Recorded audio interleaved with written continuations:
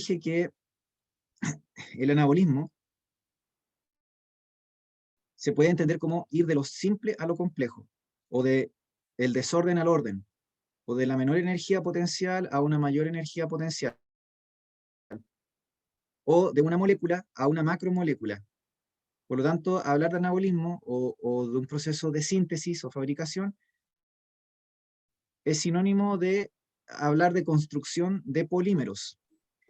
Acuérdense que poli en griego significa muchos, mero unidades. Entonces, polímeros significa en el fondo muchas unidades, que es la característica propia de las macromoléculas orgánicas, que son polímeros de una unidad que se repite muchas veces, muchos cientos o incluso miles de veces.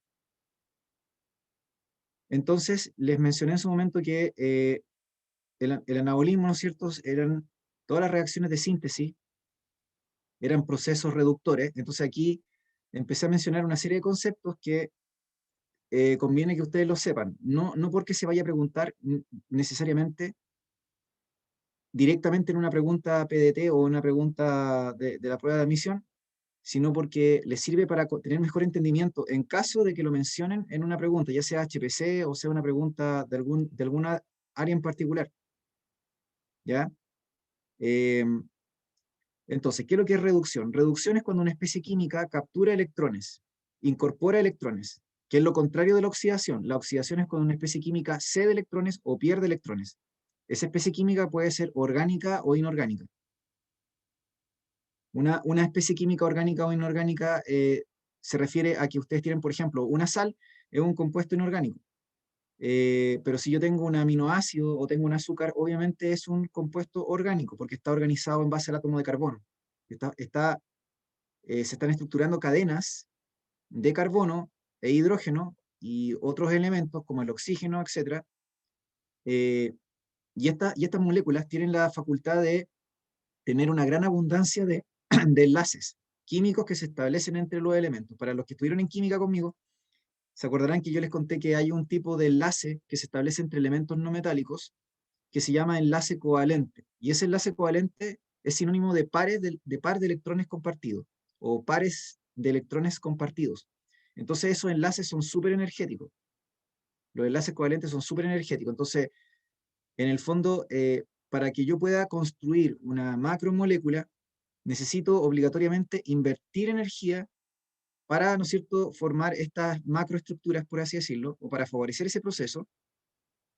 Entonces, cuando yo voy construyendo algo de mayor tamaño, la molécula va incorporando o va ganando mayor cantidad de electrones, como les mencionaba, y estos electrones a su vez tienen energía. Por lo tanto, la molécula va incrementando su energía potencial o va incrementando su nivel de energía total. Entonces, los procesos anabólicos, como les contaba, son procesos reductores porque son procesos que tienen ganancia de electrones. Las moléculas orgánicas o las macromoléculas ganan electrones y ganan electrones con energía. Porque recuerden que los electrones son partículas subatómicas que tienen la facultad de absorber, transportar y entregar energía. Energía, fotones, cuantos, ¿ya? Luego les dije que en el anabolismo teníamos que obviamente hacer una inversión de energía para poder generar el proceso de síntesis, ¿ya? La formación de los enlaces, por ejemplo, que se están estableciendo entre los monómeros o las unidades básicas de un polímero. Entonces, ese proceso requiere energía, y la energía, ¿de dónde viene? La energía viene del ATP.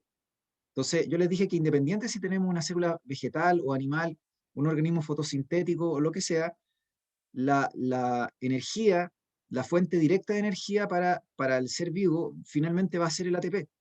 Porque independiente si obtiene energía a partir del sol o de un alimento, finalmente esa energía luminosa o la energía química de los alimentos tiene que transformarse finalmente en ATP. Entonces es el ATP la fuente directa de energía para la célula o para los distintos procesos que hacen las células, independiente del reino, la clasificación taxonómica del ser vivo.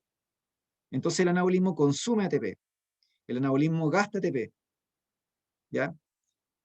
En cambio, el catabolismo es todo lo contrario, o sea que es como lo opuesto, es como el antagonista, ¿entienden? Entonces, si en el anabolismo ocurría síntesis, en el catabolismo había degradación. Si el proceso en el anabolismo fundamentalmente era reductor, en el catabolismo los procesos eran oxidantes. Si en el anabolismo existía consumo o uso del ATP para poder financiar los procesos, en el catabolismo, en cambio, había liberación de energía, la cual se utilizaba para fabricar el ATP. Entonces, la síntesis de ATP ocurría en el catabolismo, mientras que la ruptura del ATP o la hidrólisis del ATP ocurría en el anabolismo. Entonces, al final, en el catabolismo no es puro porque hay una síntesis igual. La síntesis que ocurre en el catabolismo es la síntesis del ATP, mientras que en el anabolismo no es todo síntesis. De hecho, hay una degradación o una hidrólisis o ruptura.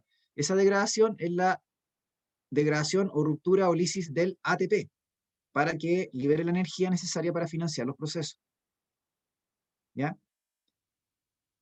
Bueno, acá dice que las reacciones anabólicas son de tipo endergónicas porque son reacciones no espontáneas, son inducidas, por lo tanto ustedes tienen que invertir energía para que se desencadene el proceso, mientras que las reacciones catabólicas predominantemente son exergónicas porque lo que ocurre es que esas reacciones químicas de degradación liberan energía y parte de esa energía va a ser utilizada para poder fabricar el ATP. Entonces, aquí ejemplos de conceptos asociados con reacciones anabólicas y catabólicas. Por ejemplo, si yo le digo a usted respiración celular, sea aeróbica o anaeróbica, nosotros vamos a entender que se trata de un proceso catabólico. Como les dije, no hay catabolismo puro, ¿ya? Pero de todas formas lo vamos a agrupar como proceso catabólico, la respiración celular, sea aeróbica o anaeróbica. Después, si a mí me dicen, por ejemplo, la síntesis de proteína, o si me dicen, por ejemplo, eh, fotosíntesis, yo sé que por definición deberían ser procesos anabólicos, porque tienen la palabra síntesis incluida dentro de la palabra.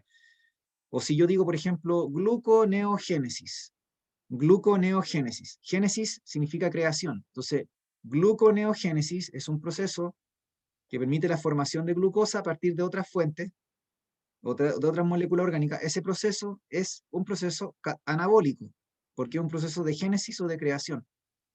En cambio, si yo les digo, no sé, glicólisis o la fermentación, no sé, eh, todo lo que tenga la palabra lisis o ruptura o como les dije, procesos tipo respiración celular, procesos como la fermentación, procesos de degradación, la digestión de los alimentos, por ejemplo, yo los puedo agrupar como procesos catabólicos, ¿ya?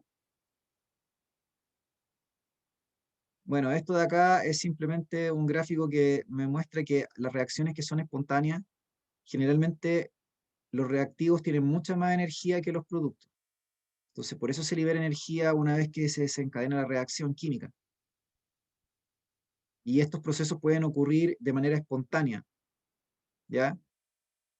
Pero hay procesos que no van a ocurrir de manera natural a menos que usted le agregue energía a la reacción. Si no le agrega energía a la reacción, no va a ocurrir el proceso.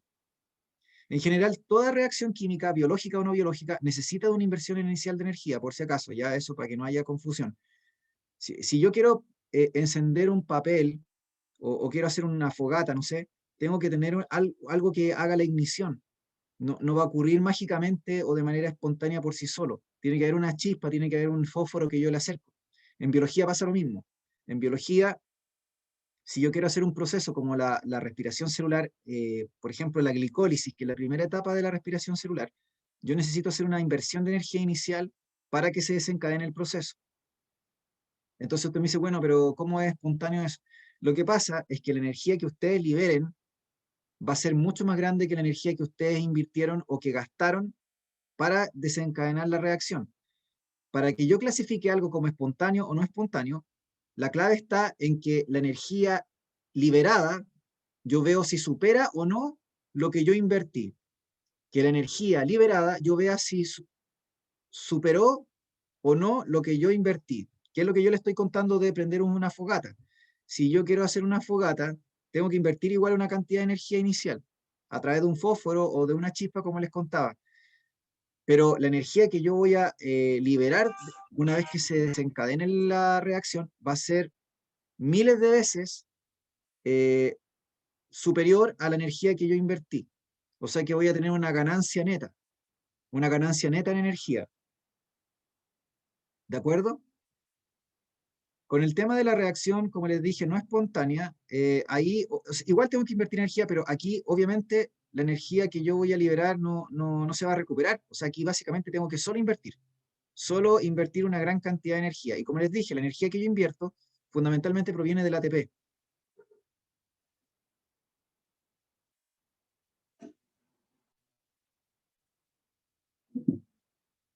¿De acuerdo?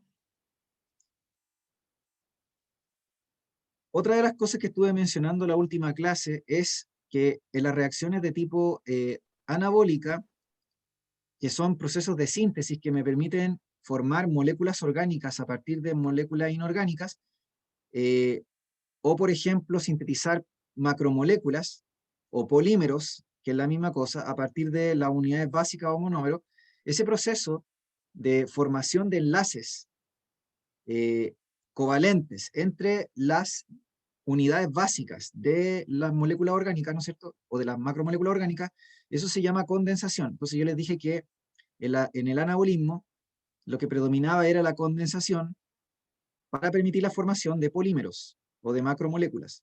Al contrario, en el catabolismo lo que predominaba era la reacción inversa, que era la hidrólisis, que significaba la separación o ruptura de las moléculas orgánicas o de los monómeros que se habían unido entre sí, y este proceso necesitaba la inversión o necesitaba que nosotros agregáramos una molécula de agua al enlace.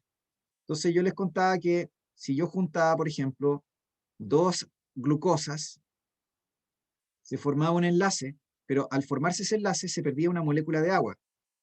Ese proceso de formación de un enlace con pérdida de una molécula de agua se llama condensación. La condensación es perder entonces una molécula de agua. ¿Por qué? Porque estoy retirando átomos de las moléculas originales.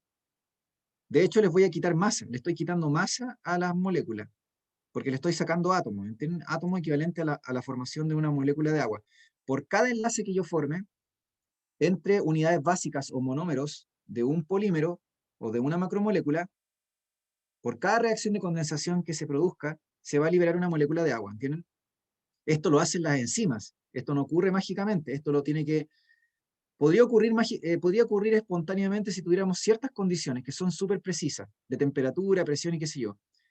Ocurre en el día del níspero, ¿entienden? Pero en biología, como necesitamos procesos rápidos, esto lo tienen que auspiciar las enzimas. Las enzimas van a ser como los obreros o como las máquinas que van a trabajar rápidamente favoreciendo estos procesos. Entonces hay una enzima que permite la formación del enlace covalente entre estas moléculas orgánicas, la reacción de condensación, y luego si yo quiero romper esta unión, ¿no es cierto?, entre las unidades básicas, por ejemplo en este caso la maltosa, que es un disacárido formado por dos unidades simples de azúcar o monosacárido, si yo quiero romper este enlace, lo que tengo que hacer es utilizar otra enzima, una enzima digestiva, que va a ser una enzima que va a funcionar aplicando el proceso de hidrólisis, o sea que va a agregar agua al enlace y va a romper o separar estas moléculas orgánicas en el proceso conocido como hidrólisis. Recuerden que lisis en griego es ruptura. Hidro viene de agua, de hídrico, ¿ya? Hidrólisis es romper con agua. Es lo que ocurre en el proceso de digestión. Entonces, si ustedes se fijan, básicamente la condensación sería cualquier proceso de formación de enlaces covalentes entre moléculas orgánicas. Me da lo mismo si son ácidos grasos, si son aminoácidos, si son nucleótidos, o las unidades básicas de los ácidos nucleicos, da lo mismo. La condensación es un proceso que permite la unión de moléculas entre sí, de moléculas orgánicas entre sí, con la liberación de una molécula de agua por cada enlace, ¿ya? Si yo quiero separarlos, tendré que hacer hidrólisis, que es ir al revés, ¿ya? Y esto está ocurriendo todo el tiempo en el metabolismo de las células. La última cosa que les estuve hablando fue del famoso ATP. Les dije que el ATP era un nucleótido, era una unidad básica de ácido nucleico, específicamente un nucleótido de ribosa. De hecho, se llama nucleótido de adenosina trifosfato, porque tiene tres fosfatos. Tiene tres fosfatos la molécula, y esos enlaces que unen a los grupos fosfatos entre sí son altamente energéticos. Por lo tanto, cada vez que usted separa el grupo fosfato de la molécula, se libera una gran cantidad de energía. Recuerden que aquí la clave está en los electrones. los electrones que forman parte de los enlaces covalentes que unen los átomos entre sí son electrones altamente energéticos, contienen mucha energía, ¿entienden? Entonces, cuando yo rompo esos enlaces, se libera una gran cantidad de energía que puede utilizarse para realizar un trabajo. Obviamente, por las restricciones de las leyes de la termodinámica, va a haber parte de la energía que se va a perder al entorno, que no se va a poder utilizar para realizar un trabajo biológico, que es lo que ocurre en cualquier sistema, es decir, cualquier sistema donde se esté ocurriendo, ¿no es cierto?, algún proceso químico, ¿ya? Pero de todas formas, una parte se va a utilizar para poder hacer algún trabajo, ya sea de transporte, ya sea de síntesis, eh, un trabajo, no sé, de fabricar algo, en fin. Entonces, la desfosforilación del ATP, les dije que consistía en la ruptura o hidrólisis del ATP. Y ese proceso, es decir, pasar desde la derecha hacia la izquierda en este mono, es un proceso que les dije que ocurría que ocurría en el anabolismo. Porque en el anabolismo nosotros rompemos o hidrolizamos el ATP con el objetivo de liberar la energía contenida en la molécula. Liberar la energía contenida en la molécula. ¿Ya? Mientras que la fosforilación, vale decir la síntesis del ATP, o esta molécula energética que es de carácter universal y que se utiliza por todos los seres vivos, esa molécula se formó por una reacción de condensación, porque lo que ocurrió fue que usted juntó el nucleótido de adenina difosfato, que tiene dos grupos fosfato, más un fosfato, o sea, juntó tres, y ese proceso formó ATP. La fosforilación en el fondo es una especie de condensación que ocurre en el catabolismo. ¿De acuerdo? ¿Duda o consulta hasta el momento?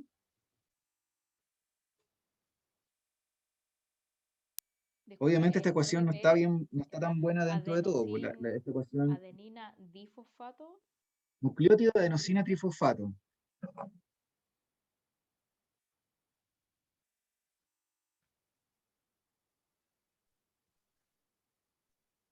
Obviamente esta ecuación no está tan buena porque la ecuación correcta habría sido sí, creo que se lo dibujé en la última clase.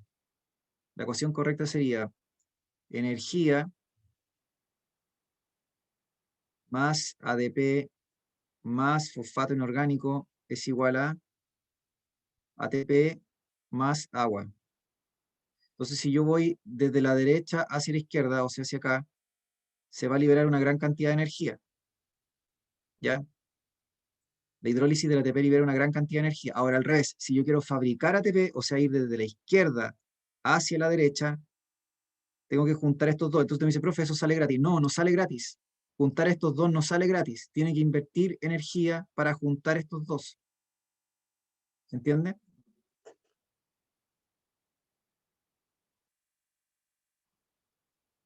A ver, ¿qué otra cosa más? Bueno, también acá tengo una diapositiva que me habla un poco esto de, ya, por ejemplo, cada vez que ustedes eh, trabajan con electrones, porque si yo tengo una molécula orgánica y yo la desarmo, yo la destruyo por catabolismo, yo estoy sacándole o robándole electrones a esa molécula y estoy rompiendo los enlaces, que ya les conté que son altamente energéticos.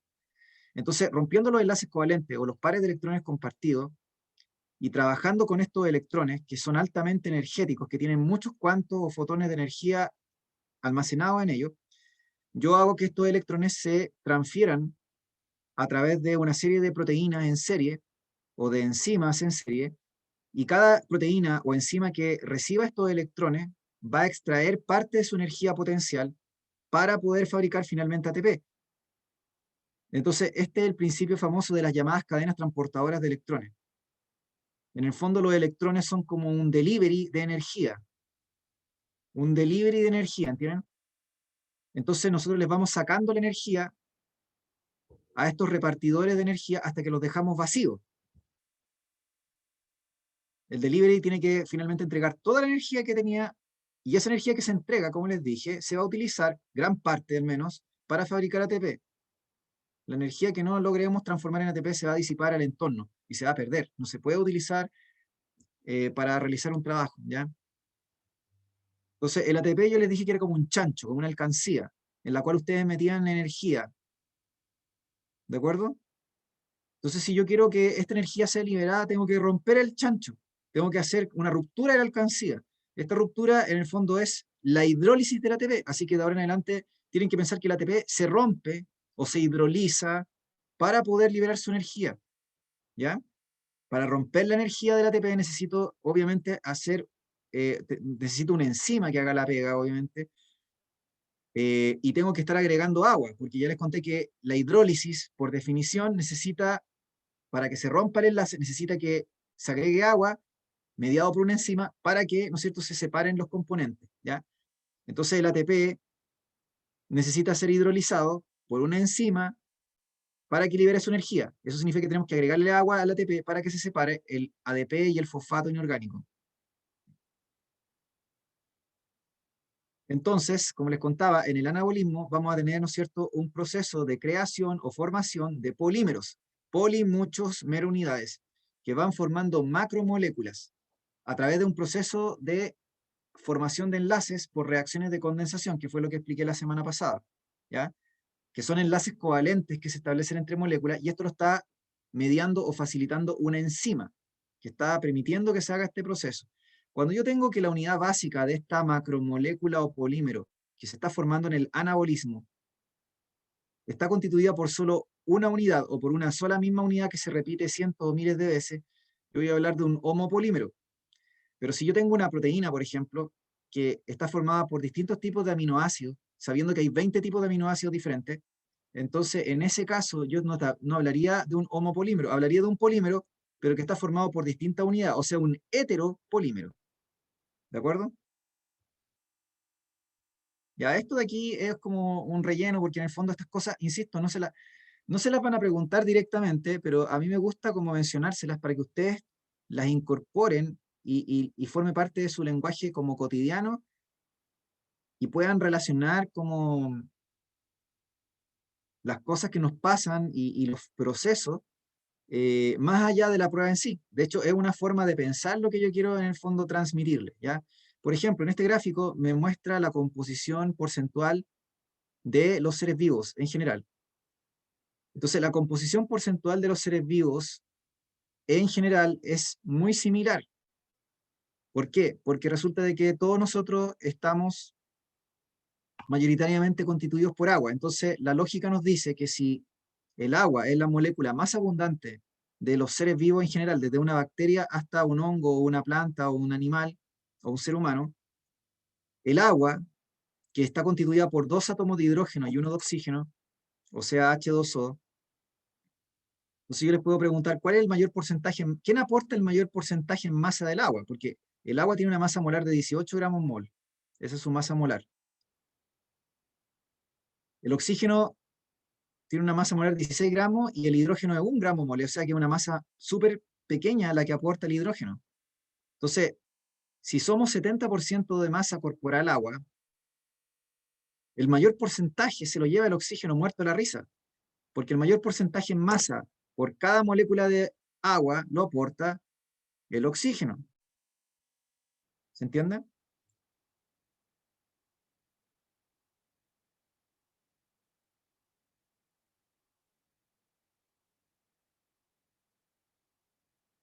¿Ya?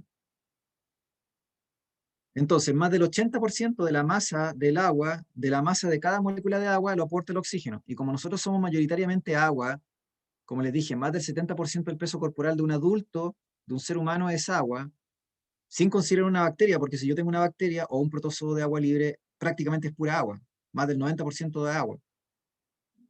¿De acuerdo? Por lo tanto, por lo tanto, ¿no es cierto? El oxígeno es el elemento que se encuentra en mayor porcentaje. Luego viene el carbono, ya en un porcentaje menor, pero es importante el carbono porque recuerden que es el elemento fundamental para constituir cadenas o moléculas orgánicas.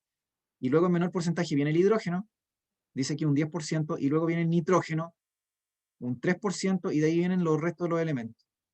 Entonces, por eso es que aquí uno habla normalmente de chon, es decir, carbono, hidrógeno y oxígeno y nitrógeno eran los elementos más abundantes en porcentaje en masa en los seres vivos en general. Como les dije, esto estoy hablando en general, porque si empezáramos a analizar cada célula o cada tipo de organismo obviamente vamos a encontrar quizás algunas diferencias porcentuales, ¿ya? Pero en general nosotros tenemos que los seres vivos tienen una composición que es bastante similar, porque ya les acabo de decir que el agua es lo que mayoritariamente conforma a los seres vivos, ¿de acuerdo? Después, los otros elementos también están en proporciones similares, porque desde una bacteria hasta un ser humano, todos compartimos las mismas biomoléculas, o al menos los patrones generales de las biomoléculas. Todos tenemos proteínas, todos tenemos ácidos nucleicos, todos tenemos, ¿no es cierto?, lípidos, todos tenemos, ¿no es cierto?, azúcares. Quizás tenemos diferencias locales o diferencias, ¿no es cierto?, puntuales para algún tipo especial de molécula en particular, pero en general la estructura o la arquitectura básica es de carácter universal. La estructura básica, no sé si me están siguiendo lo que estoy tratando de decirle, le estoy diciendo en el fondo que nosotros compartimos un patrimonio genético común con todos los seres vivos de la Tierra, y esto tiene que ver con la teoría de la evolución y tiene que ver con lo que les expliqué de los dominios taxonómicos. Todos, si nosotros todos compartimos un origen común, entonces tenemos genes comunes, y esos genes comunes nos dan los comandos básicos para formar moléculas específicas, que son compartidas. Obviamente, dependiendo del grupo taxonómico o de la especie, nosotros podemos después empezar a diferenciar quizás ese patrón original o ese diseño original, lo podemos ir cambiando un poco, ¿se entiende? Pero el fundamento o la base es la misma. Por eso les dije que la ATP es una molécula de carácter universal. Los aminoácidos son 20 aminoácidos para toda la naturaleza. Hay algunas modificaciones para algunos tipos de bacterias para dos aminoácidos en general, pero si hubiera que decir en términos generales, son los mismos aminoácidos compartidos de carácter universal. El código genético es uno, ¿se entiende? Entonces, por eso le estoy diciendo, en el fondo, el hecho de que tengamos una composición atómica similar o molecular similar es simplemente un reflejo de que nosotros tenemos algunos genes o comandos de carácter universal que están presentes en todos los seres vivos y que permiten que nosotros hagamos procesos como les dije, de carácter universales y que nuestra molécula o nuestra arquitectura tenga una base que es común, a partir de la cual se van haciendo las diferencias por la evolución, pero me refiero a que hay una base común. Yo les conté, no sé si les conté el otro día que habían hecho una investigación, que habían creado, ¿no es cierto?, una versión de un organismo sintético. Porcelera Genomics había hecho una versión 3.0, no sé cuánto era un organismo sintético, porque en el fondo querían saber cuál es la cantidad mínima de genes necesarios para tener un organismo que sea capaz de ser viable en el tiempo, es decir, de reproducirse, de formar una membrana, de hacer respiración celular, en fin. Entonces, hasta el momento se sabe que son alrededor de 7 u 8 genes los necesarios o fundamentales para permitir que un ser vivo pueda ser funcional, ¿se entiende? Ya, entonces, eh, como les contaba anteriormente, aquí la gran pregunta, o sea, aquí tenemos que pasar a biomoléculas, que creo que alcancé a mencionar algo. Entonces, las biomoléculas se preguntan en el apartado de homeostasis. Ustedes saben que la prueba del año pasado, el Denver sacó ese contenido, así que no preguntó acerca de proteína, ni ácido nucleico, no lo más. No lo preguntó, al menos no directamente. Si lo preguntó, por ejemplo, fue a través de hormonas. Entonces, este año lo incluyeron. Sigues estando relacionado con la parte de homeostasis, con la parte de hormonas, eh, pero eso no quita que les puedan preguntar de manera independiente estas biomoléculas, que fue lo que históricamente se preguntó siempre en la PSU. Si ustedes buscan PSU antiguas, se van a encontrar que se preguntaba de manera directa acerca de los azúcares, acerca del almidón, acerca de los lípidos, acerca de los fosfolípidos. Se preguntaba en preguntas al inicio de la prueba y eran preguntas específicas de biomoléculas, independientes si se preguntaba de hormona más adelante o no, ¿entienden? Entonces, las biomoléculas, como les dije, se clasifican en orgánica e inorgánica. Las moléculas orgánicas o biomoléculas orgánicas son aquellas que se estructuran en base al átomo de carbono. El átomo de carbono es un elemento del grupo 4 de la tabla periódica, es un elemento no metálico que forma enlaces covalentes con otros elementos no metálicos, y este átomo es súper especial porque permite formar enlaces que son súper estables. Entonces, el átomo de carbono se puede unir con otros átomos de carbono u otros elementos, y puede formar cadenas estables, que son resistentes a la temperatura, a la presión, a la vibración mecánica, etc. En cambio, una molécula inorgánica no puede formar esas cadenas o esqueletos. ¿Se entiende? Eso comúnmente no ocurre. A lo más pueden formar cristales. A lo más pueden formar cristales. ¿De acuerdo? Entonces tenemos las sales minerales, que son súper necesarias para la biología, porque las sales minerales se disocian en cationes y en aniones en agua o en solventes polares, y eso permite, ¿no es cierto? Eso permite que hagan procesos biológicos. El agua, ustedes saben que es un solvente universal, que tiene la capacidad, ¿no es cierto?, de poder disociar las sales, de poder ser soluble en las sustancias polares. Además es un medio, o sea, se puede hacer hidrólisis también gracias a ella, porque las enzimas que hacen hidrólisis necesitan de agua.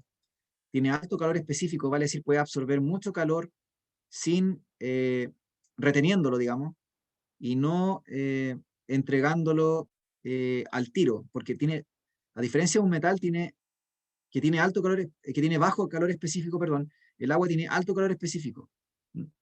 Puede retener el calor con mucha facilidad. Por eso es que es un termorregulador. Por eso es que el agua es un termorregulador. Bueno, tiene alta tensión superficial, capilaridad. Estos procesos aportan y facilitan los procesos biológicos y fisiológicos que ocurren en órganos y sistemas como el circulatorio o el sistema respiratorio. Por lo tanto, el agua sabemos que es la molécula más abundante y es la molécula más importante, porque aunque es inorgánica, si yo no tengo agua, no puedo tener vida. ¿Se entiende?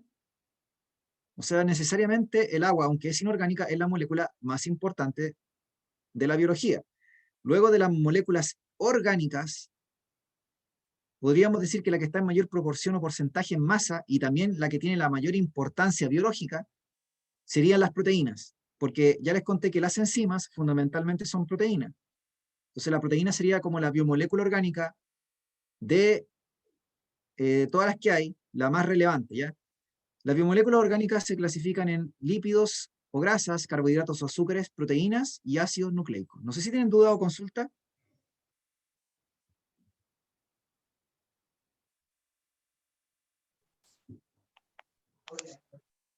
Como para seguir avanzando.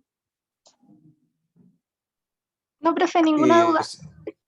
Yo tengo una duda, profe. Ya, súper.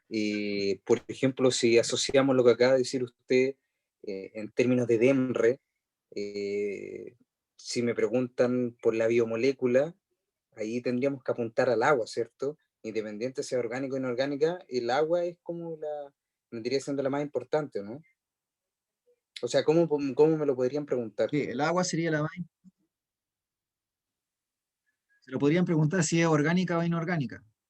O se lo podrían preguntar a secas. De hecho, eso salió, salió en pruebas de años antiguas, ¿ya? Yo no sé si les vayan a preguntar directamente ahora, así como el agua en sí, ¿se entiende? Porque eso, el agua como que se sacó de la prueba antigua se preguntaba mucho del agua. En la prueba más actuales eliminaron eso. Entonces, la verdad es que no creo que lo preguntaran, pero sí en años cuando lo preguntaron en su momento, la idea sería básicamente,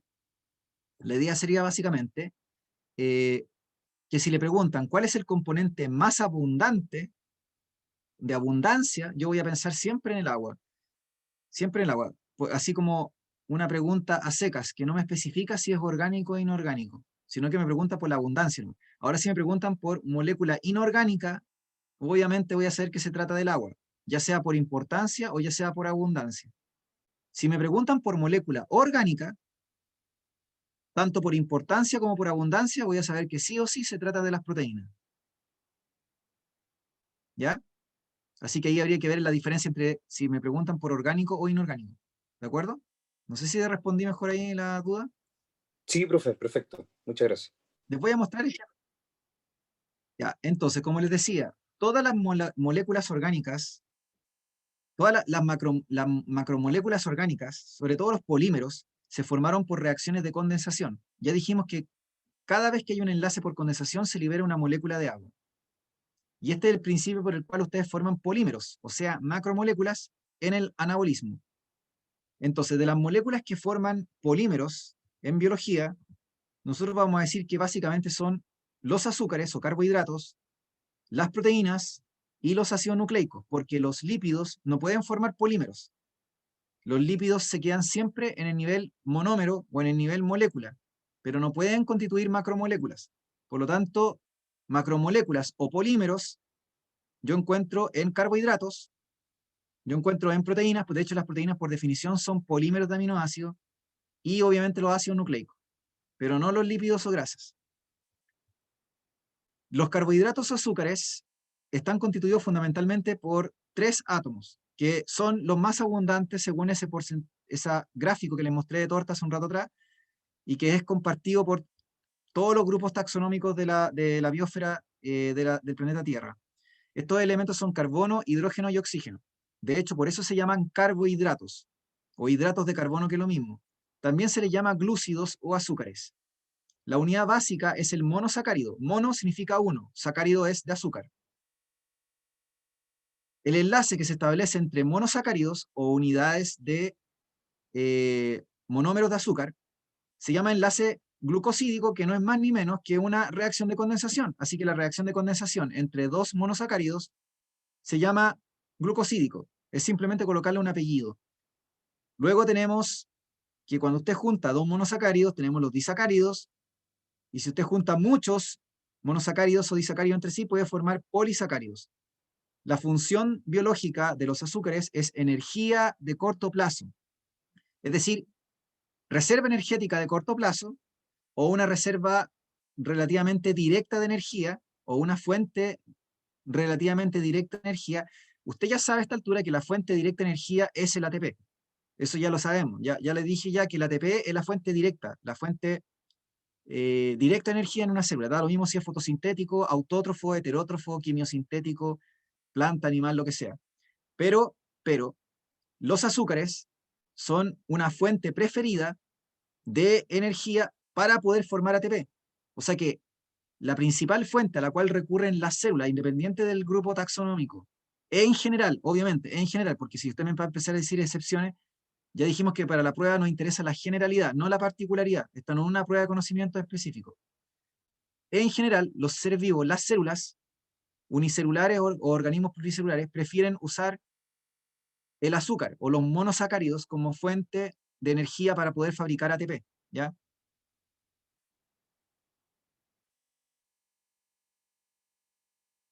Si quiere después, yo le mando el PowerPoint. Me escribe al correo y yo después se lo mando. De hecho, le voy a mandar al tiro mi correo. Para los que estén interesados, yo les mando después la diapositiva.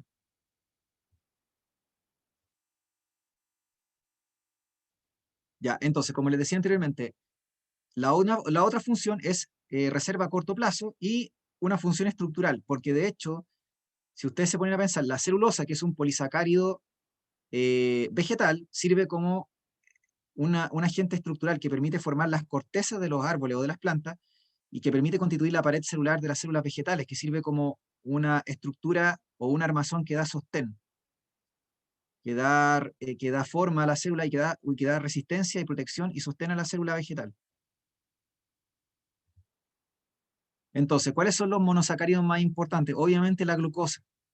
O sea que se sugeriría que un estudiante supiera que al menos los 3 típicos son glucosa, galactosa y fructosa, que son azúcares simples o monosacáridos que están formados por 6 átomos de carbono y que son los más utilizados por la biología. Hay muchos más monosacáridos y hay unos que son de distintos tipos no tienen por qué ser de 6 carbonos, pueden ser de 3, pueden ser de 4, pueden ser de 5, pero al menos estos para efectos de EMRE son los más importantes: glucosa, galactosa y fructosa. Y obviamente estos 3, la más importante es la glucosa, porque la glucosa es como la fuente, como les contaba, más preferida para poder extraer ATP. Luego tenemos la ribosa y la desoxirribosa, que se llaman pentosas, porque tienen 5 átomos de carbono. Ahí tenemos la ribosa del ARN y tenemos la desoxirribosa del ADN.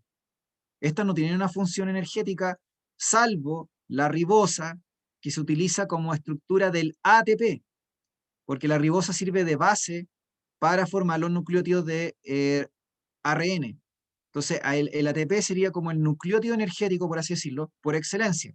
Ahí sí, la ribosa tendría como, ayudaría a articular ese rol. Pero si hubiera que decir para qué sirve las pentosas como la ribosa y la desoxirribosa, tendríamos que decir que tienen una función estructural, porque sirven de esqueleto o base para los ácidos nucleicos, ya sea para el ARN o para el ADN. Sirven de base estructural. El esqueleto del ADN es azúcar, es una desoxirribosa. En cambio, la glucosa, la galactosa y la fructosa pueden servir como fuentes de energía, como les comentaba, o pueden servir como una base estructural, pueden servir como fuente para constituir un polímero que tenga una función estructural. Este mono simplemente lo puse aquí para que vean que los disacáridos más importantes que alguna vez se preguntaron en la antigua PSU, insisto, ¿no? Como nosotros estamos como en un periodo transicional, entonces no tenemos certeza hasta que el DEMRE publique un modelo de preguntas hacia dónde van a ir apuntadas las preguntas de biomoléculas. Así que por eso yo le estoy pasando esto. Yo le estoy pasando como en un contexto DEMRE general, y luego de ahí vamos a tener que ir afinando cuando tengamos después de mitad de año la claridad de las preguntas DEMRE respecto a estas temáticas, ¿de acuerdo? Entonces, históricamente alguna vez se preguntó por estos tres disacáridos, y de hecho por eso los PREU lo pasan: la maltosa, la lactosa y la sacarosa. La maltosa es glucosa más glucosa, es un disacárido formado por dos glucosas que se unen a través de un enlace glucosídico, que es una reacción por condensación, que libera una molécula de agua, como les dijimos varias veces. La lactosa es un disacárido formado por glucosa y galactosa. Glucosa y galactosa. Y la sacarosa es un disacárido formado por glucosa más fructosa. La sacarosa es el azúcar común que compra uno en un supermercado, el azúcar de la remolacha. La lactosa es el azúcar de la leche, y la maltosa se encuentra en múltiples productos de origen vegetal y es también una fuente de energía, ¿ya?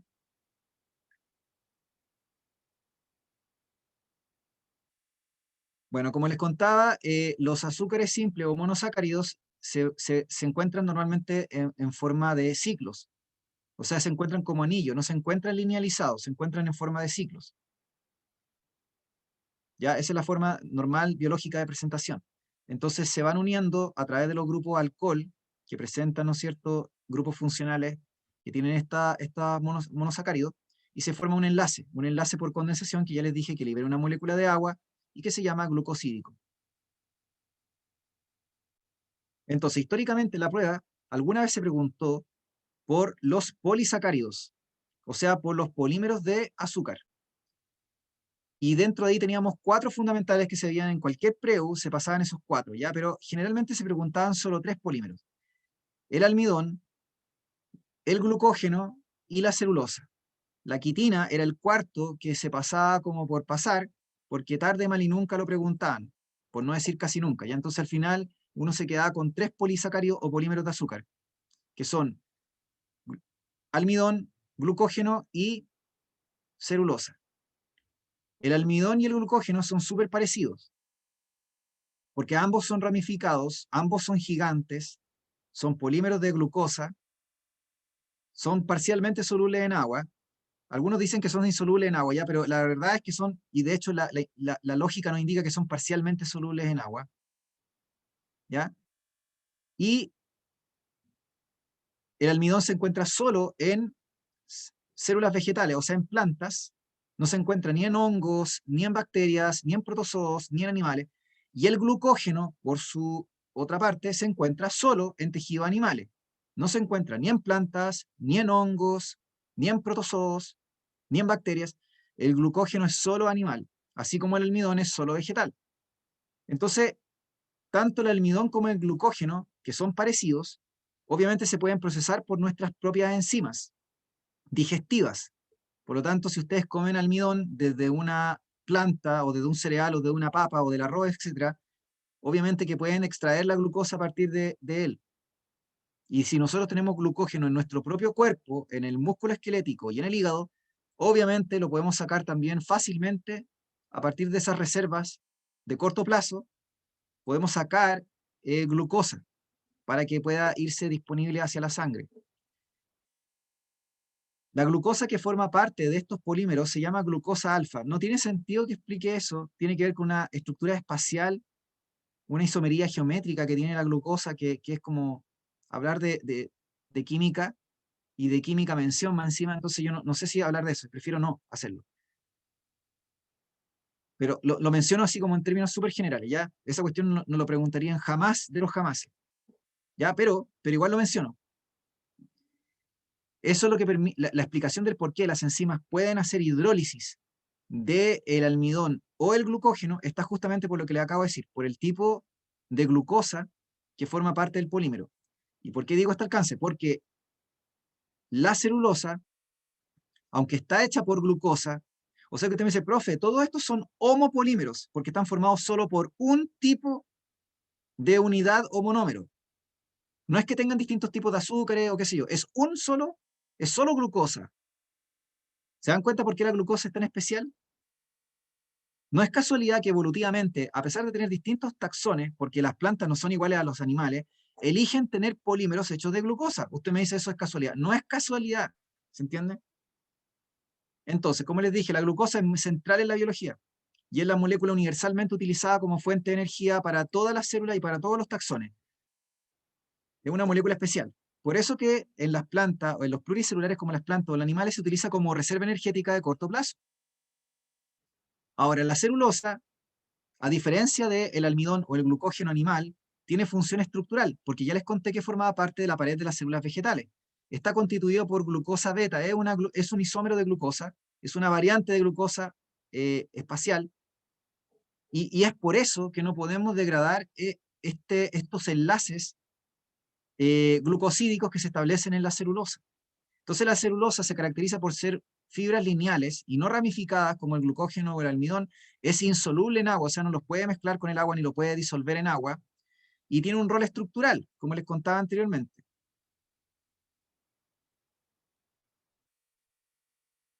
¿Ya?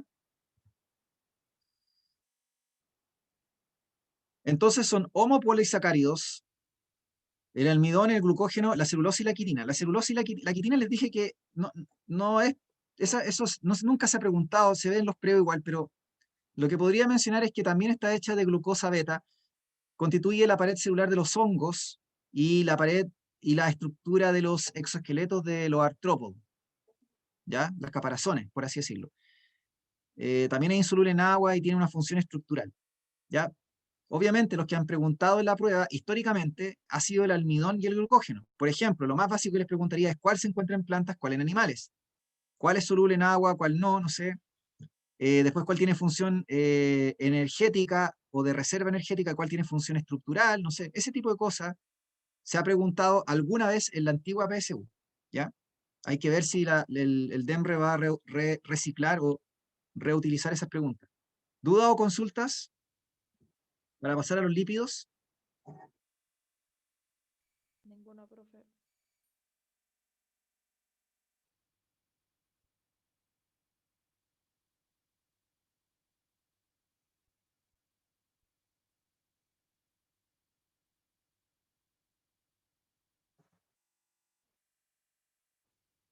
Ya, perfecto. Entonces, si ustedes se fijan, usted me dice, tenemos que ver ejemplos, pero ya, les voy a mostrar ejemplos de preguntas, pero de preguntas antiguas, de antiguas PSU o de preguntas antiguas que yo alguna vez hice para preparar esta materia. Igual, de todas formas, tienen que saber que esta materia no se va a preguntar mucho, porque, como les dije, está ligado a homeostasia. Si usted me dice, ¿cuántas preguntas me podrían hacer de estas biomoléculas, profe? Bueno, si va a dar solo común, no serían más de 2 preguntas. La idea es que tenga buenas, obviamente, ¿se entiende? Pero no serían más de 2 preguntas. Y si usted va a dar mención biología, ahí podríamos agregar una pregunta más a lo mejor. O sea, 3. Pero no esperar que le salgan 10 preguntas de biomoléculas, porque eso no tiene sentido, ¿se entiende? Quizás si incluimos la parte de las hormonas, podríamos aumentar la cantidad de preguntas en general. Lo que pasa es que hormonas está ligada a homeostasia, ¿entienden? Pero como a veces se menciona la naturaleza química de las hormonas, entonces, claro, quizás ahí podría aumentar la cantidad de preguntas, pero insisto, al final, igual con eso, no podrían ser más allá de 4 o 5 preguntas en total de biología, incluso incluyendo mención de estos temas. ¿Se entiende? Entonces no es que uno diga, oh, me van a salir 10 preguntas, eso no va a ocurrir.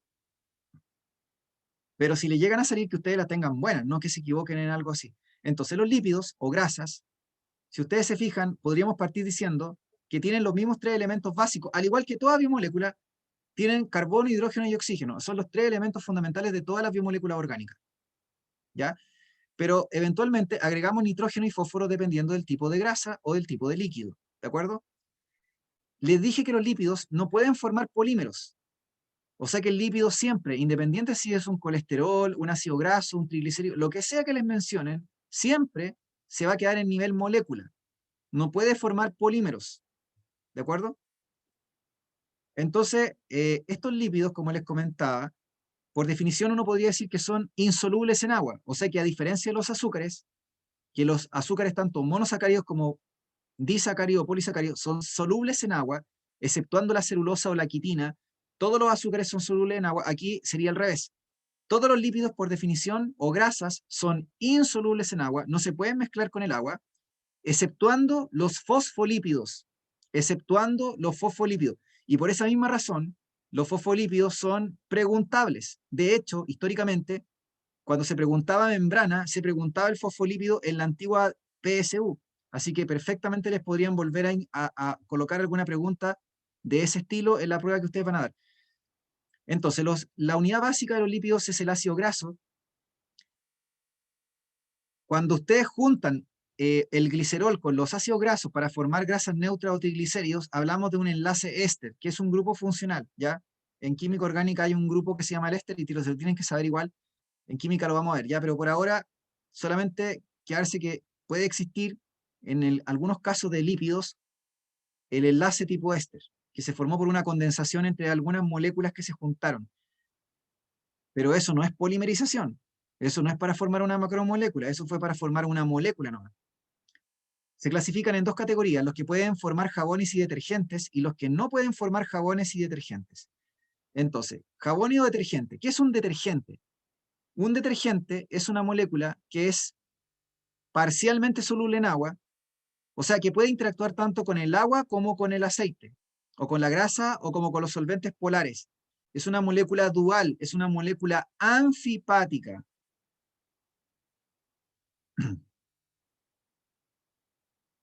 Anfi significa dos, dual. Anfipática. Una molécula anfipática es un detergente. De hecho, los fosfolípidos se consideran anfipáticos porque tienen un extremo polar y un extremo apolar o insoluble en agua. Entonces, los detergentes o jabones, como les dije, el ejemplo clásico biológico va a ser el fosfolípido. El detergente por excelencia biológico va a ser el fosfolípido, ¿ya? Más que el ácido graso o el triglicérido, es el fosfolípido. Los que no pueden transformarse en jabones detergentes, que son ciclados, o sea que son ciclos, los vamos a llamar esteroides o prostaglandina o terpenos, ¿ya? Pero lo típico que tenemos que saber son los esteroides, porque acuérdense que ahí están las hormonas sexuales femeninas y masculinas. Y eso es pregunta, obviamente, PSU, PDT, PTU, o sea, eso sí o sí se les va a preguntar. Función de los lípidos, energía a largo plazo. Función estructural, porque constituyen las membranas biológicas o celulares para el caso de los fosfolípidos. Aislante y también reserva energética. Como les dije, reserva energética a largo plazo. Entonces, la unidad básica de los lípidos, como les dije, es el ácido graso. El ácido graso es una cadena de carbono e hidrógeno que tiene en un extremo un grupo ácido. El grupo ácido es un grupo funcional en química orgánica que es el grupo COOH, ¿ya? Entonces aquí empezamos a meternos en química orgánica. Sugiero que si alguien no sabe nada de química orgánica, al menos tenga una idea de los grupos funcionales, o sea que descarguen Wikipedia o en YouTube, o sea, o en Google, una diapositiva o una imagen que muestre los grupos funcionales en química orgánica. Ahí sale el grupo amida, el grupo éster, el grupo alcohol, etc. Al menos para que usted tenga una idea de cuál es cuál, ¿se entiende? Esto sobre todo para los que tienen mala base. Entonces, el ácido graso se llama ácido graso porque tiene un grupo ácido en un extremo y tiene una cadena de hidrocarburo en el otro extremo.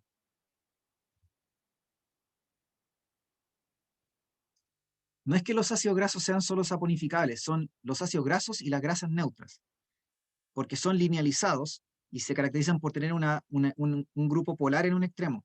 Entonces, por eso que pueden comportarse por detergentes, porque si usted le agrega una sal de hidróxido, le agrega le agrega una sal, se va va a interactuar con el extremo polar. Y si un ácido graso tiene un extremo polarizado, entonces se transforma en un detergente de manera automática, porque ya les conté que los detergentes tienen que tener un extremo polar y un extremo apolar. Si yo tengo una cadena de carbono e hidrógeno que solamente tiene enlaces simples, carbono-carbono, se habla de ácido graso saturado. Esto tiene que ver con química orgánica también nuevamente, ¿ya? Saturado. Estos, en estado natural, se presentan como grasas sólidas, porque sus temperaturas de fusión o a la temperatura a la cual pasamos de sólido a líquido va a ser un poco más alta o va a ser más alta que, por ejemplo, lo que sucede con un aceite. Un aceite es un ácido graso, pero que se encuentra en fase líquida, a temperatura ambiente, y esto se debe a que tiene una geometría espacial distinta debido a que tiene dobles o triples enlaces en su estructura, principalmente dobles, ¿ya? Dobles enlaces. A esto se le llama insaturados, porque tienen insaturación. Una insaturación es, como les dije, tener un doble o un triple enlace en una estructura de una molécula orgánica. No sé si tienen duda o consulta, jóvenes, chicos, chicas, como para que aprovechen de ir preguntando también. Disculpe, ¿qué caracteriza el ácido graso si era saturado? Eso no me quedó claro.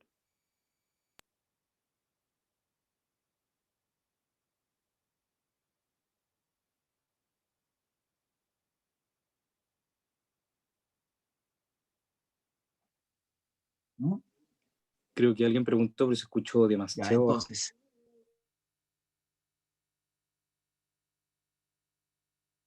Ya. Si quieren, repitan la pregunta de nuevo porque recién me fui a buscar un vaso de agua. Entonces, ¿quién fue el que preguntó? Yo, ¿qué caracteriza un ácido graso saturado? Un ácido graso saturado es cuando usted tiene solamente enlaces simples, carbono-carbono en la estructura. Saturado significa que está completamente saturado de hidrógenos. Esto tiene que ver con química orgánica y tiene que ver con un poco con lo que vimos en química estos días. Yo les dije, el carbono es un átomo que pertenece al grupo 4, tiene 4 electrones de valencia, y esos 4 electrones se supone que están desapareados y se representan según Lewis así. Eso significa que puede formar 4 enlaces covalentes como máximo. Y usted me dice, ya, ¿y eso qué tiene que ver? Tiene que ver mucho, porque si usted se fija, cada uno de estos carbonos hace como máximo 4 enlaces. ¿Sí? Y eso significa que están completamente saturados de hidrógeno. Saturados de hidrógeno. Y solamente hay enlaces simples carbono-carbono. Cuando usted tiene un doble enlace, en cambio, lo que va a ocurrir automáticamente es que hay pérdida de hidrógeno. De hecho, la deshidrogenación de la mantequilla significa que usted agrega insaturaciones a la mantequilla o a la margarina para que quede más fácil de untar el pan. Porque si no le queda un ladrillo, la mantequilla le quedaría un ladrillo, ¿se entiende? Usted se levantaría a untar su pan y no lo podría untar, tendría que agarrar un martillo para poder untar el pan, ¿se entiende? Entonces, ¿qué es lo que es una saturación? Significa que está completamente saturado de hidrógenos. ¿Por qué? Porque cumple que cada carbono está utilizando sus 4 enlaces para enlazar, ¿no es cierto?, los átomos de alrededor de él. El concepto es, cuando usted tenga una cadena de una molécula orgánica saturada, significa que los enlaces carbono-carbono son solo enlaces simples, porque se encuentra, como les dije, saturado de hidrógenos. Pero cuando tengo un enlace doble, es como si usted hubiera eliminado un hidrógeno. Sigue conservando los 4 palitos, pero ahora hay un enlace doble carbono-carbono. Ahora hay un enlace doble carbono-carbono. Y al hacer ese enlace doble carbono-carbono, es como si usted se hubiera deshecho de un hidrógeno. O sea, hubiera deshidrogenado. O sea, se hubiera... Por eso se dice insaturado, porque no está saturado de hidrógenos. Está insaturado porque perdió hidrógenos. Y de esa forma se estableció un enlace doble o triple. No sé si se entendió o fue peor. O los demás, no sé si lo entendieron. Ya, perfecto. Ya, como les decía anteriormente, las grasas neutras se forman porque usted agarra ácidos grasos, saturados o insaturados, y lo unen a un glicerol. El glicerol es un alcohol de 3 átomos de carbono. Ya, esto es química orgánica. Es un 1,2,3 propano triol. Propano, prop, porque tiene 3 átomos de carbono, y triol porque tiene 3 alcoholes. Entonces también se ve ese nombre muy rebuscado. Claro, por eso se le dice glicerol, porque es la forma más simple de nombrar ese compuesto, ¿ya?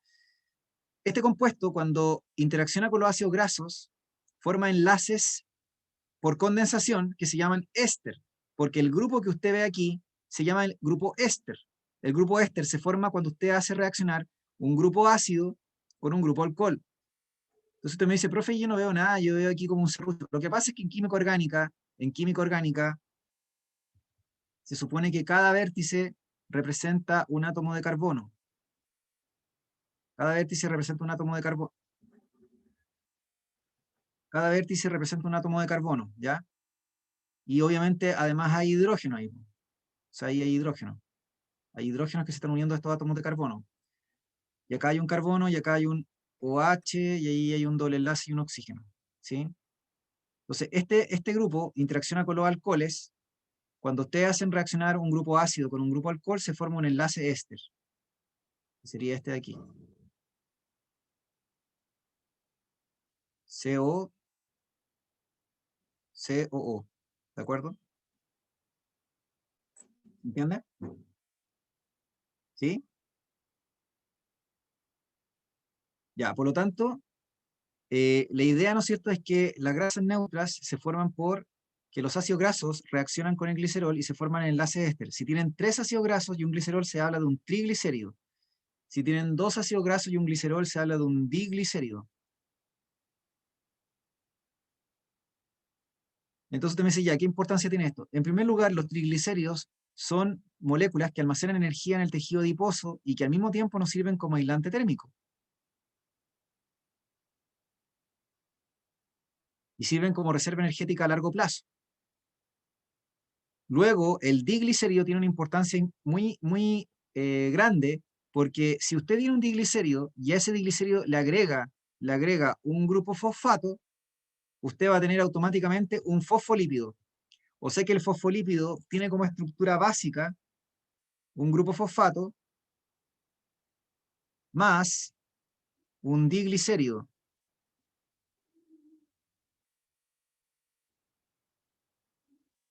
Un grupo fosfato más un diglicérido. A veces se agrega también otro grupo que sea polar, que se agrega al grupo fosfato además, pero la estructura básica del fosfolípido es el grupo fosfato, el mismo grupo fosfato del ATP. Acuérdense que el grupo fosfato es un átomo de fósforo que se une a 4 oxígenos. Para el que se olvidó el grupo fosfato, ¿ya? El grupo fosfato es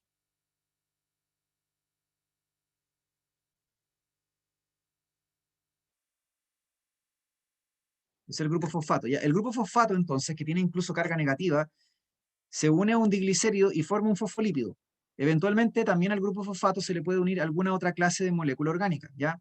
Lo importante es que el fosfolípido, como les dije, es un detergente que se caracteriza por tener un extremo apolar y un extremo polar. El extremo apolar son las cadenas de ácidos grasos del diglicérido, mientras que las colas, perdón, de ácidos grasos del diglicérido, mientras que la cabeza es el grupo fosfato y eventualmente algún otro grupo orgánico que se une a ese grupo fosfato, que puede ser colina, fingomielina, etc. Sí, vayan nomás los que tienen que hacer, ¿ya?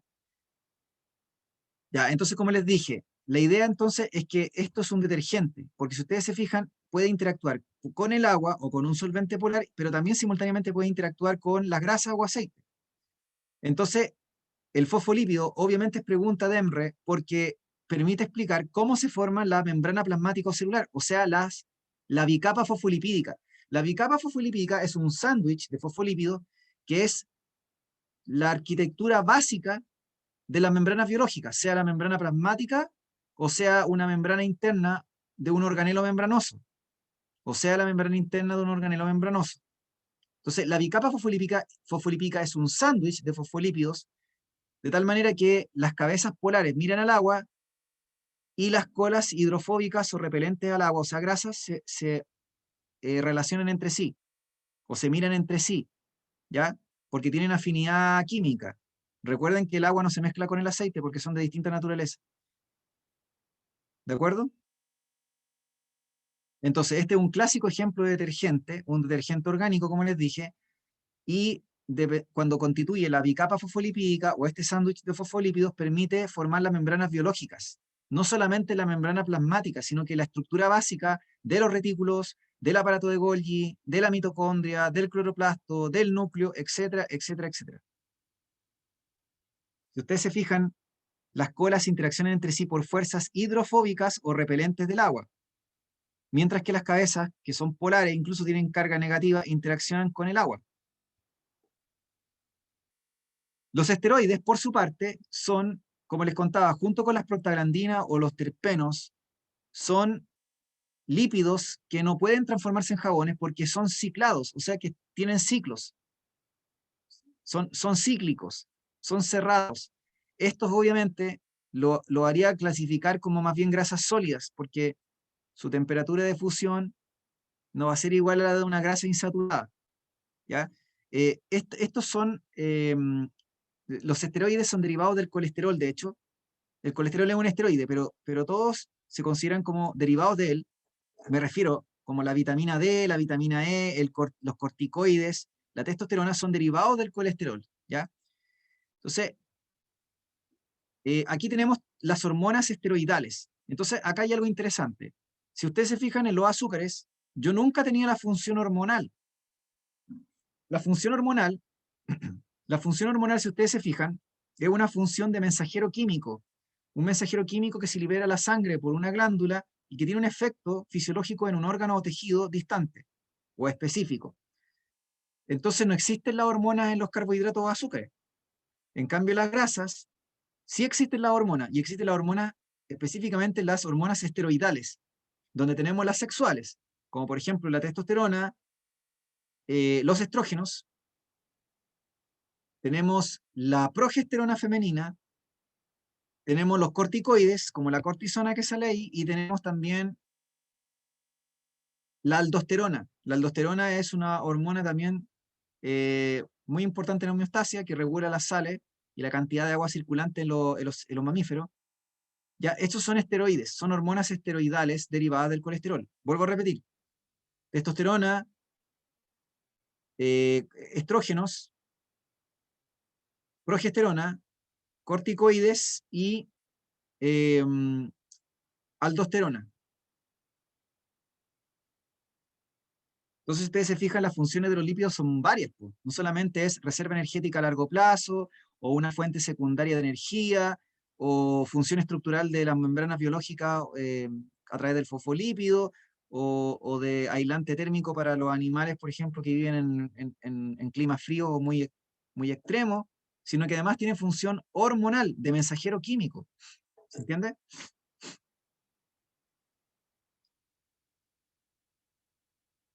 Ya, con esto cerramos los lípidos y debería empezar a hablar ahora de eh, proteínas, ¿ya?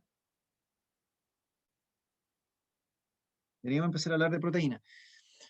Entonces, eh, como les contaba anteriormente, las proteínas son siempre polímeros de aminoácidos. El aminoácido es la unidad básica o fundamental o monómero de las proteínas. Cuando yo tengo sobre 89 aminoácidos y de 100 hacia arriba, yo voy a estar siempre hablando de proteínas. Pero si yo tengo 20 aminoácidos o 40, no sé, voy a estar hablando de cadenas de aminoácidos que no necesariamente clasifican para proteína por tamaño, sino que yo hablaría de ahí de polímeros. De hecho, hablaría de un polipéptido.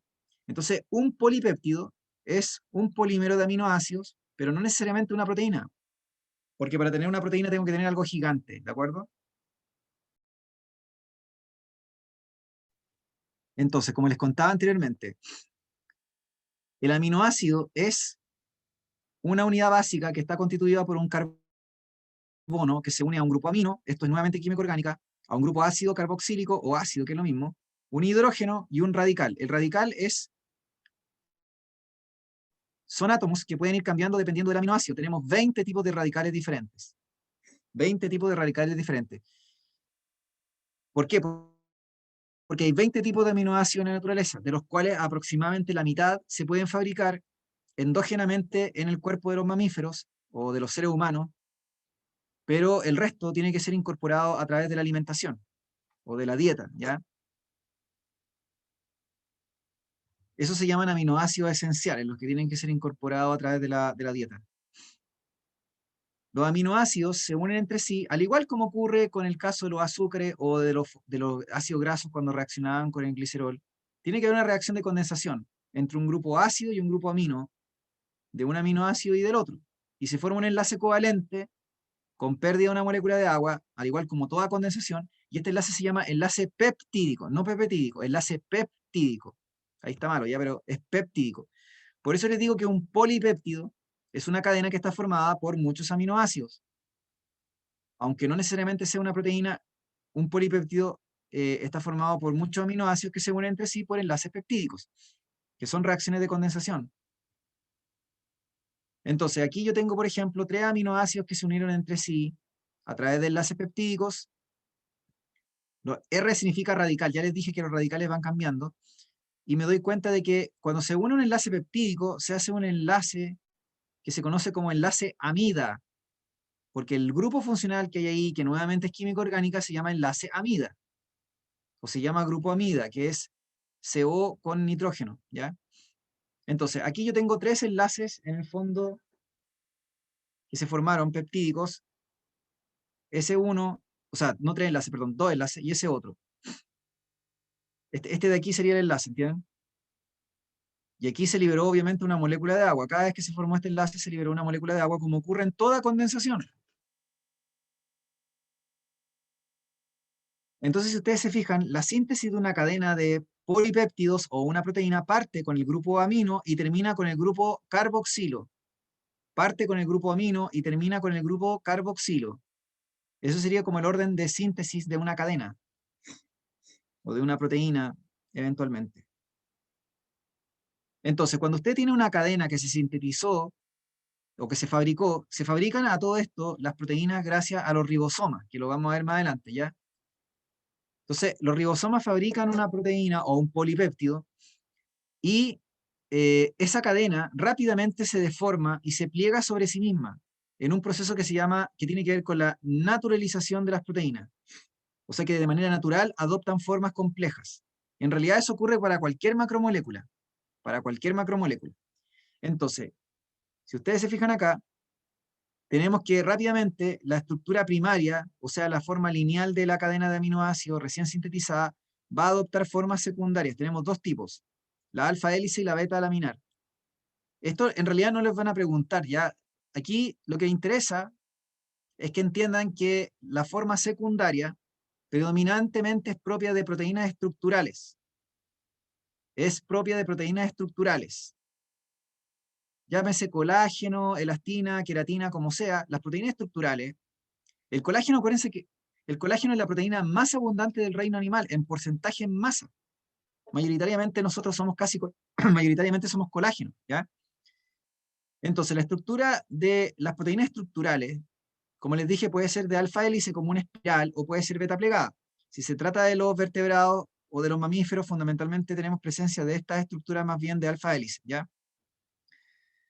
Entonces, si ustedes se fijan, la idea es que aquí hay un enlace intermolecular que se llama enlace puente de hidrógeno, que está formando las estructuras secundarias. El enlace puente de hidrógeno es un enlace débil entre moléculas que se establece entre un átomo electronegativo de un aminoácido y un átomo de hidrógeno de otro aminoácido que se encuentra en otra parte de la cadena. Es como si yo les dijera que cada 3 o 4 aminoácidos se hace un enlace, pero no es un enlace atómico, es un enlace débil intermolecular. Es un enlace débil intermolecular que hace que se plieguen la geometría espacial de la molécula. Cuando yo tengo una enzima, en cambio, la enzima va a adoptar una forma más compleja, una forma tridimensional microscópica que necesita ser terciaria, o sea que en el fondo, para tener una enzima, tengo que pasar por la conformación primaria, secundaria, y luego la secundaria a su vez se pliega para formar una terciaria. En la estructura terciaria se forman, aparecen enlaces, ya sea iónicos o interacciones hidrofóbicas entre los radicales de los aminoácidos de la cadena, de distintas partes de la cadena, pero también pueden aparecer enlaces y puentes de hidrógeno, pero aparece también enlaces covalentes, o sea que pueden aparecer los enlaces disulfuro.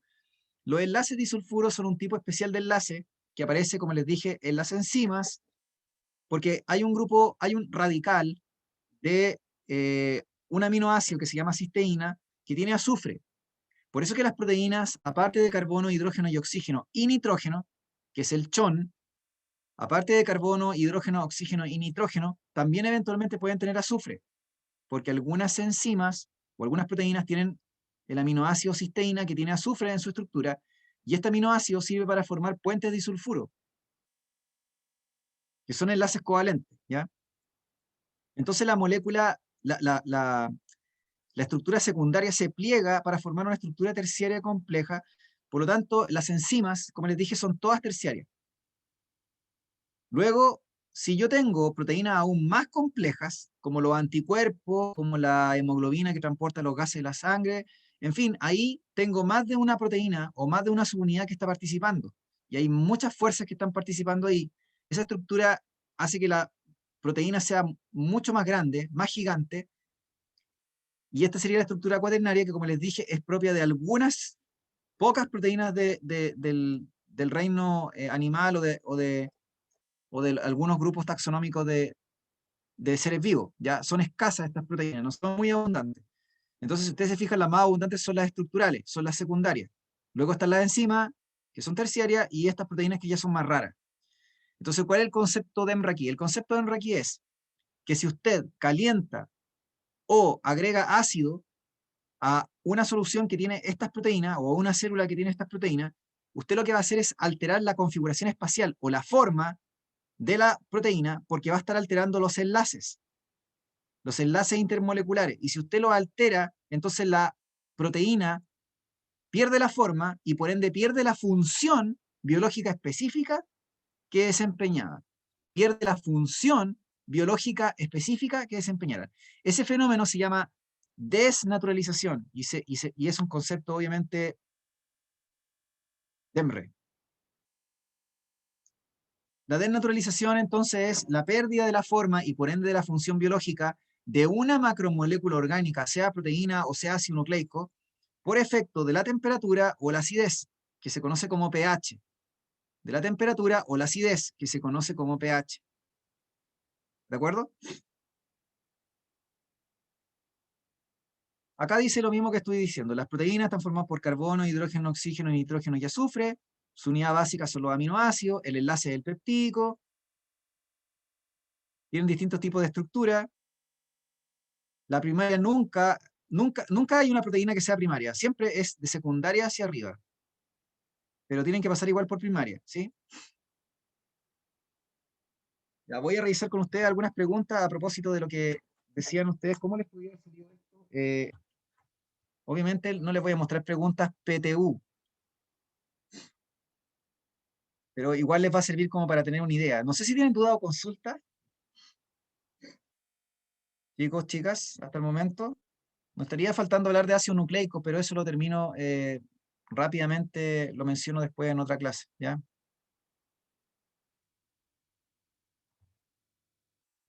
Ya, les voy a mostrar...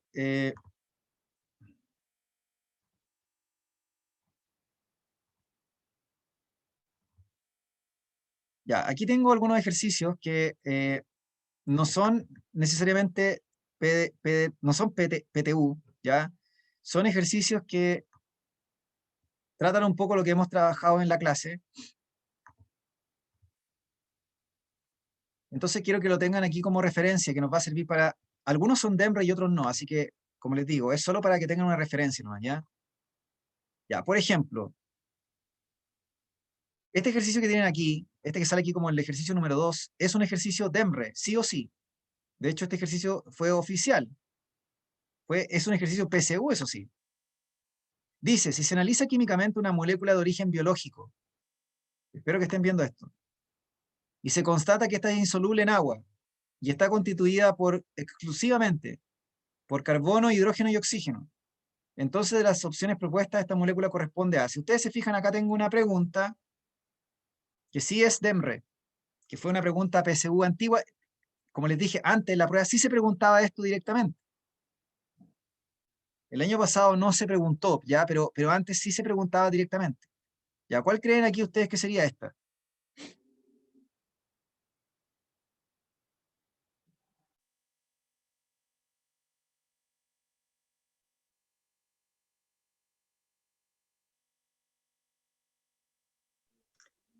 ¿La C, profe? Ya, vamos viendo.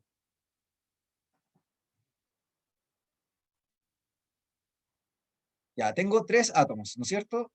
Y, ¿cuál es el problema del fosfolípido? Hay un problema aquí con el fosfolípido. Que sí es soluble en agua.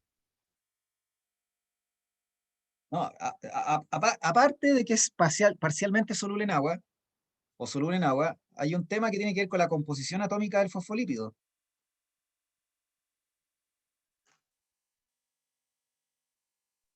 ¿Es chomp? El Ah, fosfolípido verdad que está constituido por más que carbono, tiene el hidrógeno y átomo de oxígeno, verdad, fósforo, toda la razón. Sí, tiene sí, el sí. átomo de fósforo, por eso se llama fosfolípido.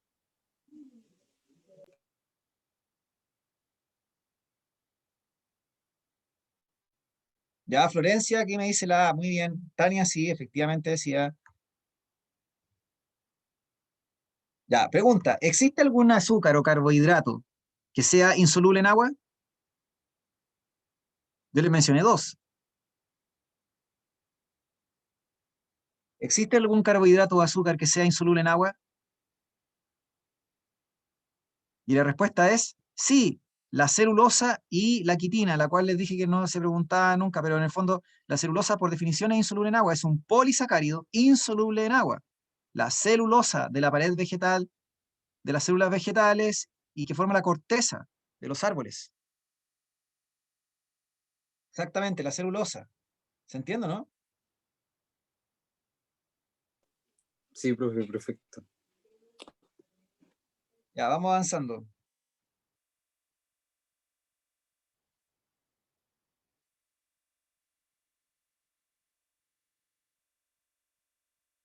Ya, por ejemplo, aquí, esta pregunta de acá.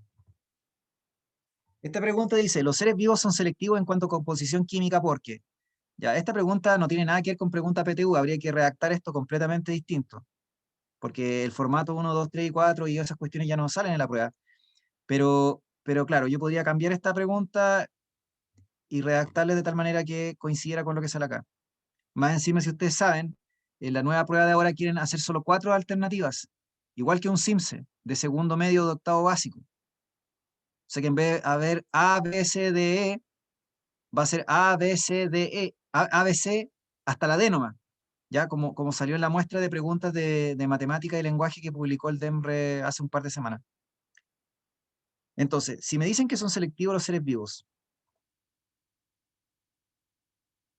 sí, pues el SIMSE en el fondo ustedes van a dar un SIMSE segundo medio, eso es lo que van a dar este año en la prueba. Van a dar un SIMSE segundo medio.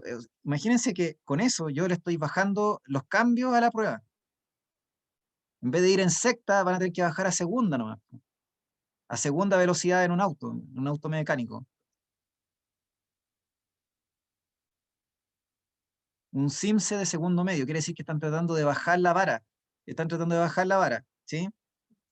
Y tiene sentido por el desastre de cómo ha sido los últimos años y también por el famoso tema de la pandemia y los grandes vacíos que hay gente de media que arrastra vacíos inmensos, porque no solamente por paros gigantes que hubieron en una serie de años seguidos con paro, o sea, hubo gente que perdió totalmente la media, ¿ya?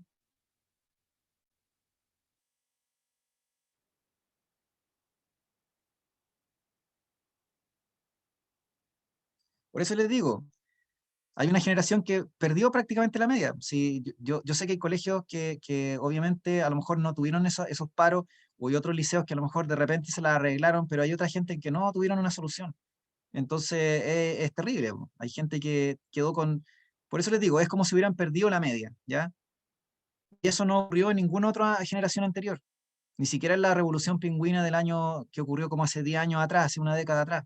Ya ni siquiera pasó eso. Entonces, obviamente tienen que bajar la vara. Y efectivamente esta cuestión se está pareciendo cada vez más, como les decía, una prueba CINCE.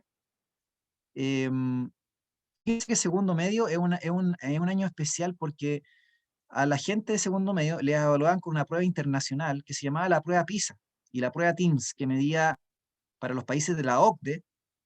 Ustedes saben, todos los países de la OCDE se comparan también según estándares de educación.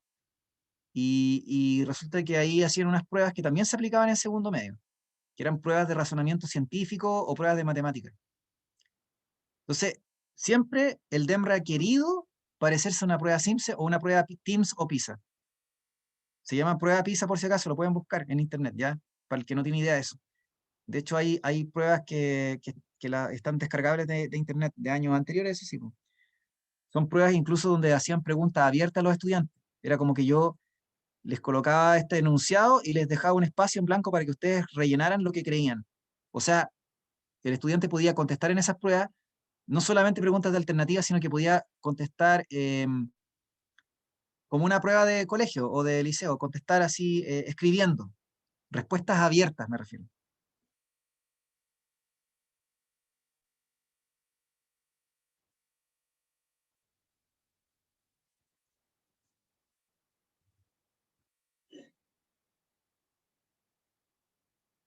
PISA y TIM se llamaba la prueba. Ya, entonces, ¿los seres vivos son selectivos en cuanto a su composición química porque concentran ciertos elementos químicos? Sí, pues eso es verdad. ¿Poseen solo elementos químicos livianos? Eso es falso, porque pueden tener elementos tanto livianos como pesados. Están formados por macromoléculas, eso es verdad, pero ¿qué tiene que ver con el hecho de ser selectivos? Tienen elementos químicos distintos a los de su medio ambiente. Son los mismos átomos que están en la corteza terrestre y en el universo los que nosotros tenemos en nuestras biomoléculas orgánicas o en nuestro cuerpo. Así que aquí la 4 era solo la 1.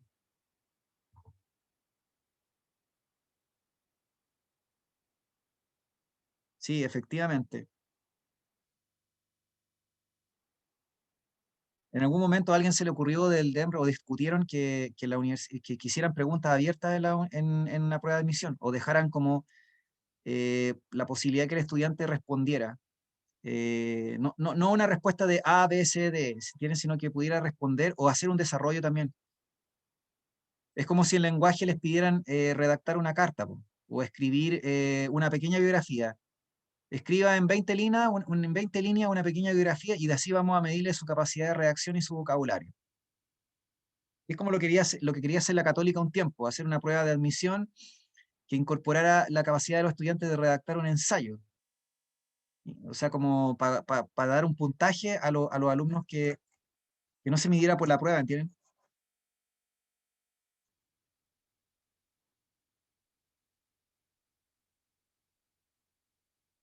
¿Qué cosa? Las fechas de que...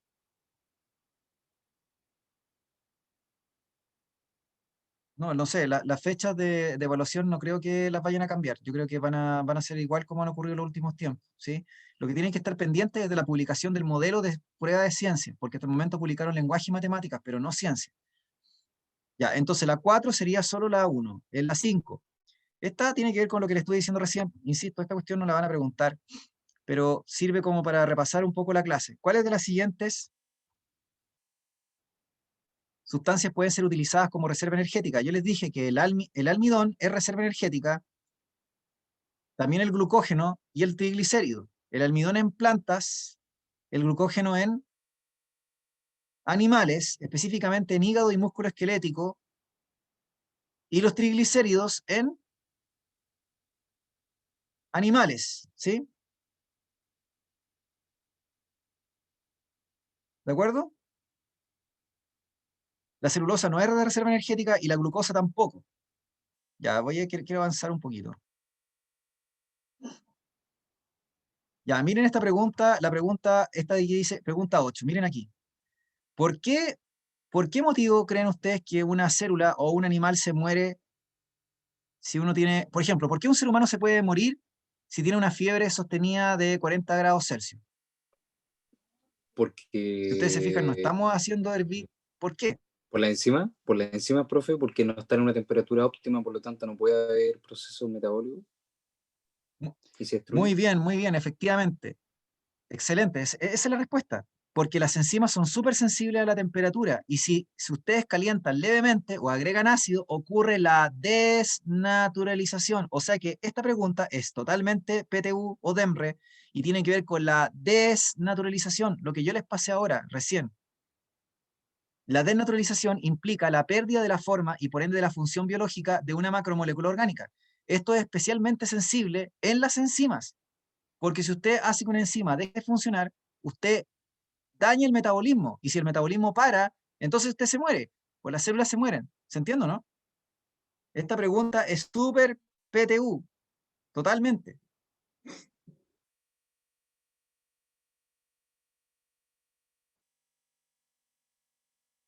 ¿Dudas o consultas, chicos y chicas? Para ir cerrando ya. Acuérdense que normalmente hago clases hasta la 1:30 los días sábados, ¿ya? Pero para cerrar con esto.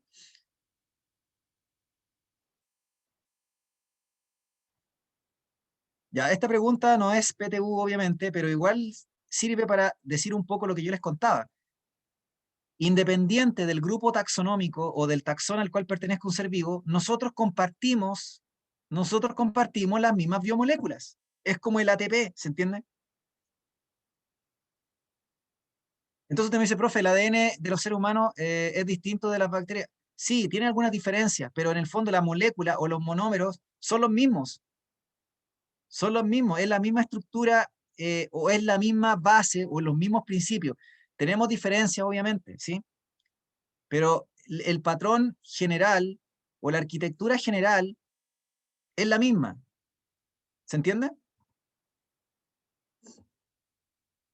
Por lo tanto, las macromoléculas, claro que las podemos encontrar en todos los seres vivos.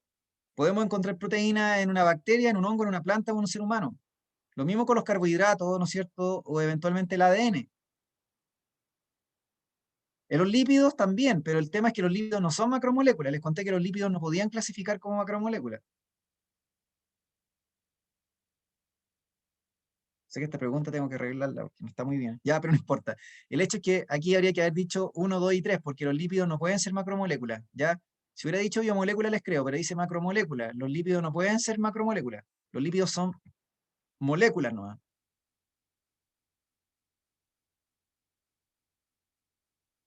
Ya, y con esto termino. Dice, la función de la celulosa es estar formada por unidades de glucosa.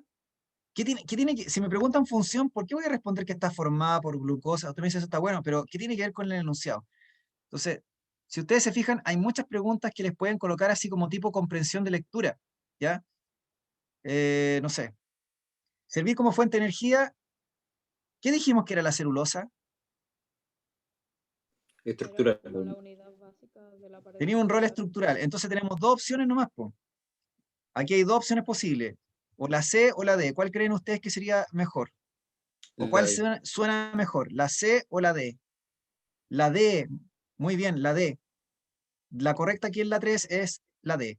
Ya, ahí les di ejemplos de preguntas que tienen que ver con biomoléculas. Si se fijan, les puse preguntas que podían ser PTU y otras que no, bajo ninguna circunstancia serían PTU, pero al menos les sirven para repasar lo que vimos. Así que con esto cerramos hoy día la clase. Nos faltaría ver ácido nucleico y ya con eso la próxima semana me meto sí o sí a teoría celular y a célula procarionte, eucarionte y organelos de la célula eucarionte, ¿ya? Así que eso, jóvenes, chicos, chicas, lo dejamos hasta acá y que estén muy bien, ¿ya? Yo me despido. Así que me despido, que estén muy bien, ánimo. Chao, Y nos profe, estaríamos muchas viendo la gracias. Que próxima esté bien, semana. nos Ya, vemos. acuérdense de invitar, si Eh, tienen conocidos, invítenlos ya. Ya no hay de qué. Si tienen conocidos, invítenlos también a participar. Chao, Profe, chao. pregunta, ¿no hay grupo de WhatsApp Ya, igual, del gracias a usted, PREU? igual que le vaya muy bien. Sí, pero tendría que